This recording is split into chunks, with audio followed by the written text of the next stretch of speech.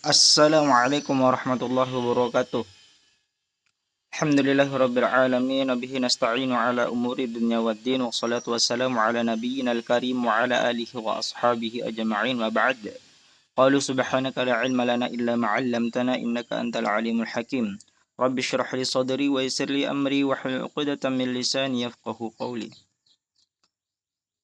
Qala muallifu rahimahullahu ta'ala wa nafa'ana bi'ulumihi fi daraini amin ya rabbal alamin. Alhamdulillahirabbil alamin. Insyaallah kita akan melanjutkan pembacaan kitab terjemah Ayyuhal Walad karya Hujjatul Islam Asy-Syaikh Al-Imam Al-Ghazali rahimahullahu ta'ala. Yang nomor 16, Syekh Imam Al-Ghazali dalam kitabnya Ayyuhal Walad menasihatkan kepada muridnya, wahai anakku, sebagian pertanyaanmu itu ada yang dari macamnya hal-hal yang berhubungan dengan indera perasa. Pertanyaan yang tidak tepat dijawab dengan perkataan dan tulisan itu sudah saya buat dalam kitab Ihya Ulumuddin dan lainnya dari karangan-karanganku beserta penjelasannya. Maka carilah di sana. Jadi kita diarahkan oleh Syekh Al-Imam Al-Ghazali rahimahullahu ta'ala untuk membaca kitab-kitab karangan-karangan yang lain seperti kitab Ihya Ulumuddin. Maka selanjutnya, dan di sini akan saya sebutkan sebagiannya saja. Jadi karena beliau itu menerangkan nasihatnya itu sedikit-sedikit. Selamat bergabung Kak Brief. Kita mengaji membaca terjemahan kitab Ayyuhal Walad karya Syekh Al-Imam Al-Ghazali rahimahullah ta'ala. Selanjutnya adalah wajib atas orang yang akan menempuh jalan yang benar itu hendaknya melakukan 4 macam perkara. Yaitu yang pertama adalah i'tikad yang benar dan tidak dicampurkan dengan bid'ah. Jadi kita mengiktikadkan dalam hati, meyakinkan dalam hati apa yang kita lakukan ini adalah benar. Sebagaimana Allah Subhanahu wa taala berfirman dalam surah Al-Baqarah itu, wala talbisul haqqo bil batil. Janganlah kalian mencampur baurkan antara yang hak dan yang batil.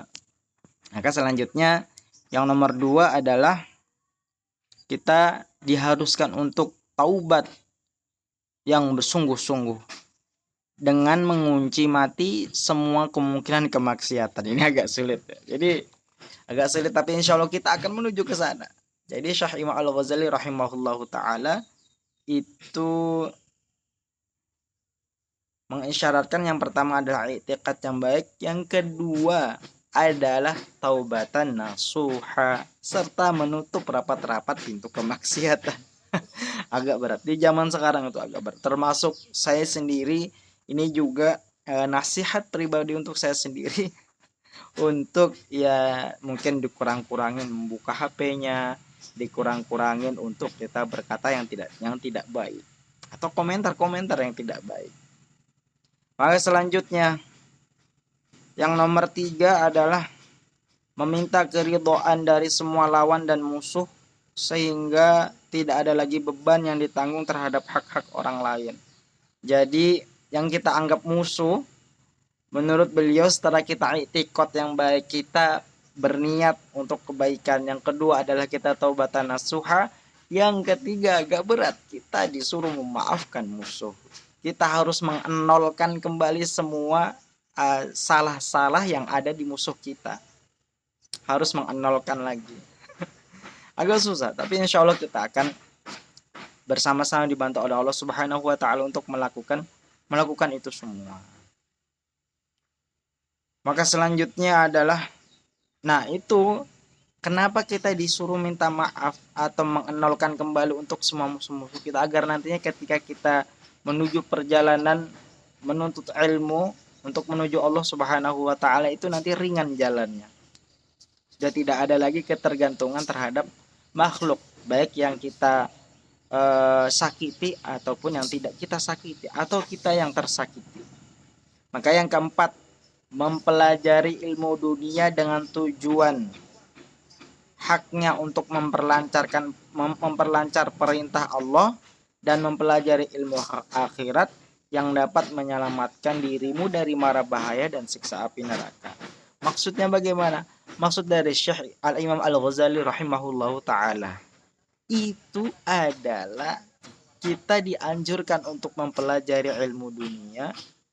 Untuk apa? Untuk supaya hak hukukullah dan hukukun nas ini terpenuhi.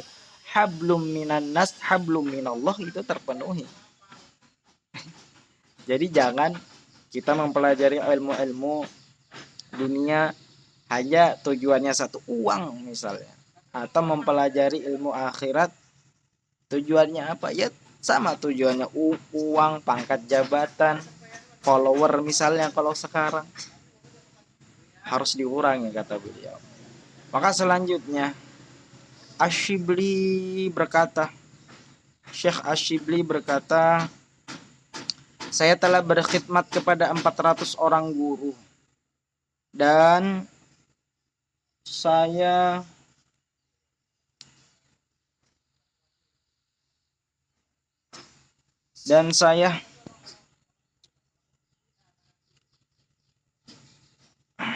berkhidmat kepada 400 orang guru dan saya telah membaca 4.000 hadis Nabi Shallallahu Alaihi Wasallam. Kemudian saya memilih, kata beliau Al-Imam Asyibli, satu buah hadis saja.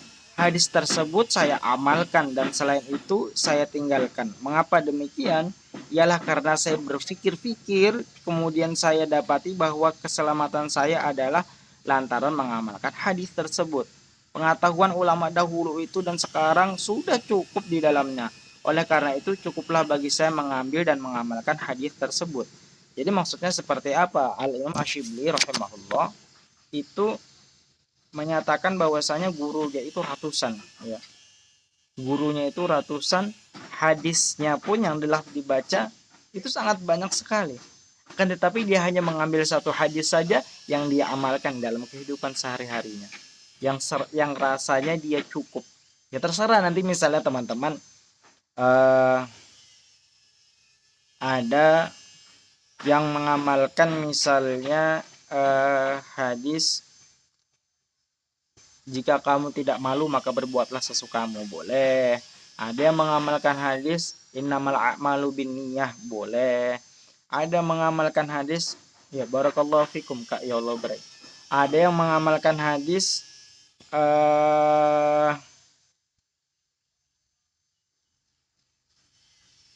man salimal muslimuna. Jadi orang-orang muslim itu adalah orang-orang yang selamat dari lisannya, selamat dari tangannya. Itu wajar-wajar saja, pilih salah satu dan itu nanti yang diamalkan sampai hari kiamat. Kalau Ustaz baik, rezekinya lancar.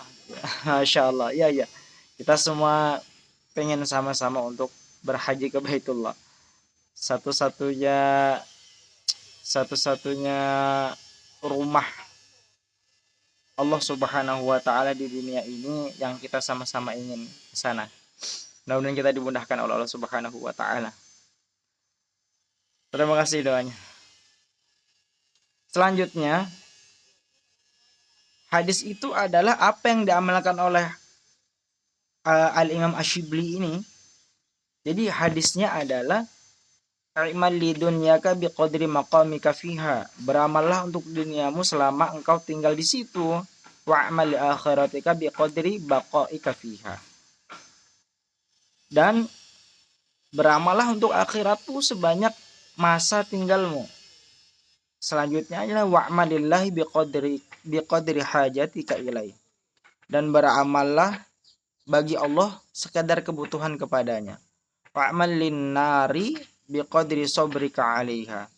Dan beramal bagi neraka sekadar kesabaranmu menghadapinya. Jadi hanya satu hadis saja yang diamalkan oleh Al-Imam Asyibli ini. Jadi beramallah untuk dirimu selama engkau tinggal di situ. Jadi kita jangan melupakan dunia. Juga beramallah untuk akhiratmu sebanyak masa tinggalmu. Jadi kita beramal untuk akhirat itu juga tidak boleh melupakan dunia. Dunia dan akhirat sama-sama tempat terbaik untuk kaum muslim dan kaum yang beriman kepada Allah Subhanahu wa taala. Maka selanjutnya adalah nasihat Al-Imam Al-Ghazali rahimahullahu taala yang nomor 17. Wahai anakku, setelah engkau mengerti hadis tersebut, maka tak perlu bagimu mencari ilmu yang banyak.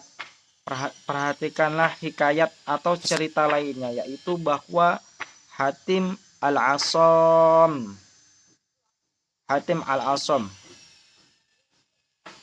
salah seorang murid dari Syekh Syaqiq Al-Balkhi radhiyallahu anhu.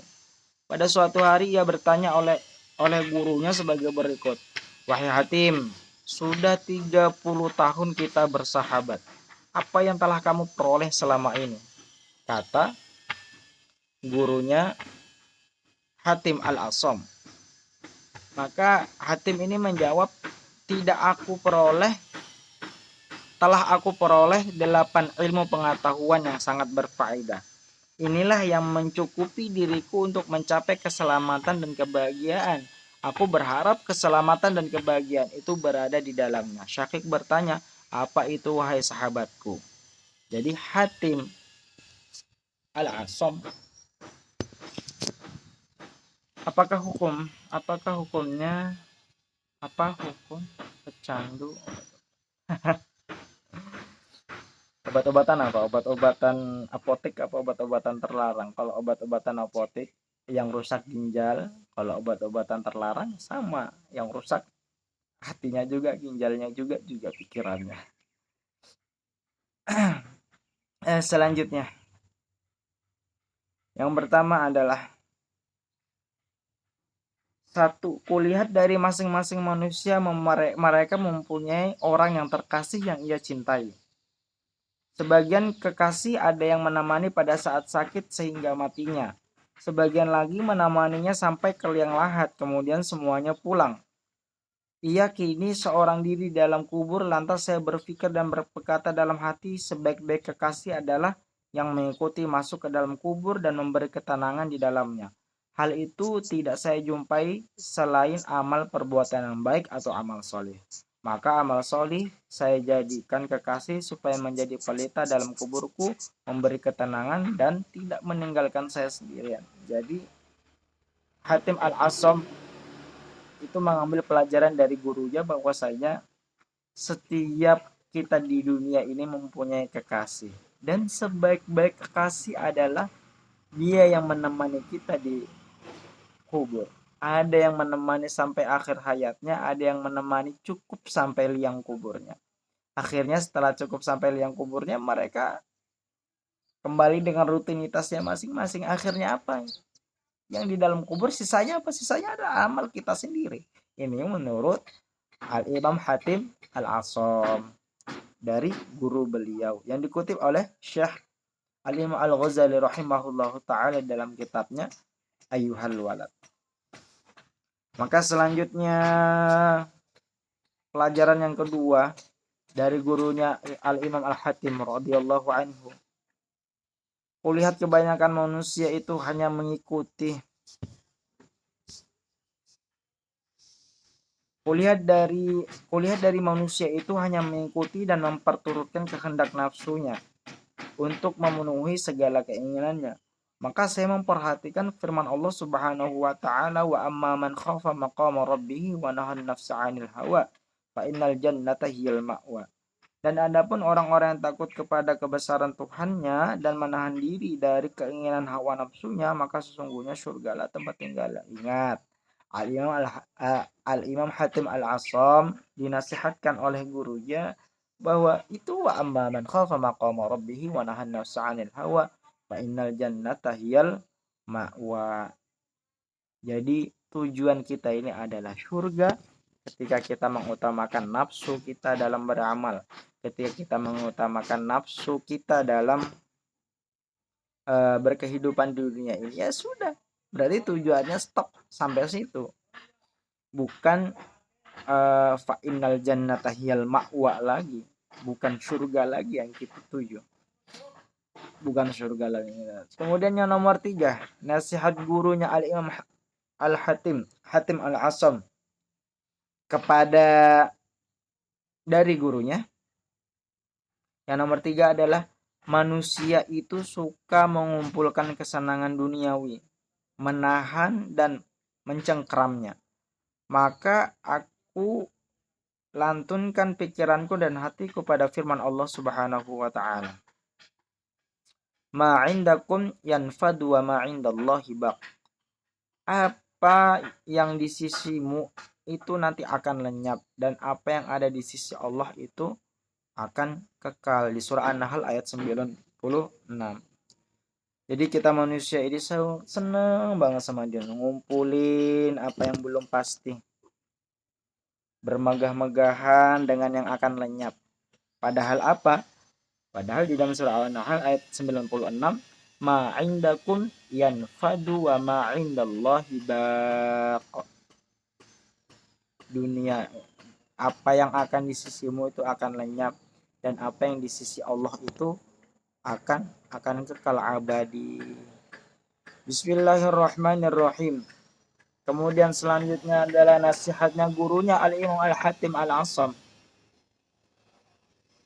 Beliau menerangkan, sebagian orang merasa bangga bahwa kemuliaannya itu terletak pada banyaknya warga dan keluarga.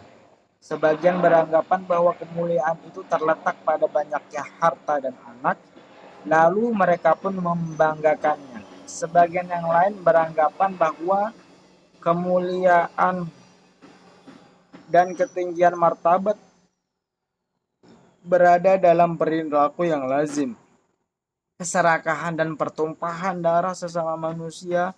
Bahkan ada pula yang berkeyakinan bahwa kemuliaan dan ketinggian martabat terletak pada keborosan, pesta pora, dan berhambur-hamburan harta benda.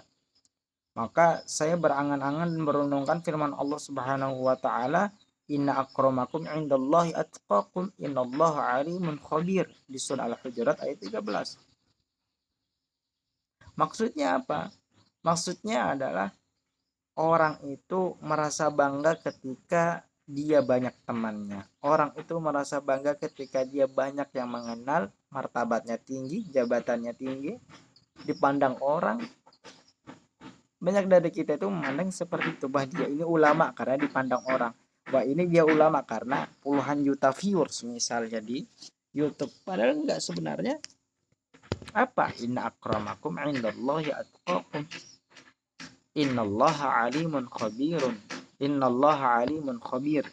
Sesungguhnya yang paling mulia di antara kalian itu yang di sisi Allah itu adalah orang-orang yang bertakwa. Ya. Nah, sesungguhnya Allah Maha mengetahui lagi Maha mengenal. Maka saya memilih takwa dan saya berkeyakinan. Maka saya memilih takwa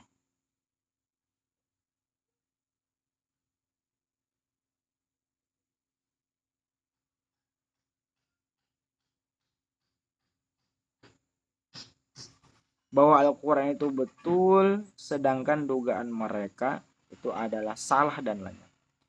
Yang nomor 5 adalah nasihat dari gurunya Imam Hatim Al-Asam radhiyallahu anhu. Saya melihat sebagian orang mencela sebagian yang lainnya, mereka pun saling mempergunjingkan satu dengan lainnya pula. Hal yang demikian itu ternyata semua adalah iri hati dalam harta, kedudukan, dan ilmu. Maka firman Allah Subhanahu wa taala dalam surah Az-Zukhruf ayat 32, nahnu qasamna bainahum ma'isyatahum fid dunya fil hayatid dunya.